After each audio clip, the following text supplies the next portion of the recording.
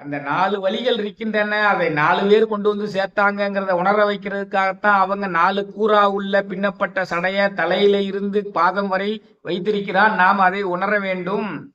அந்த நானாவித பொருள் என்ன? சரியை, கிரியை, யோகம், ஞானம்.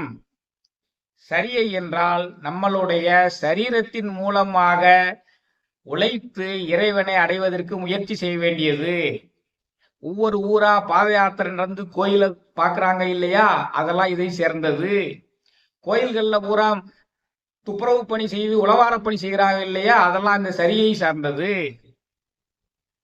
நாடும் நகரமும் நற்றிருக்கோயிலும் தேடி திரிந்து சிவபிரான் என்று பாடுமின் பாடி பணிந்தபின் கூடிய நெஞ்சத்து கோயிலா கொள்ளுமே.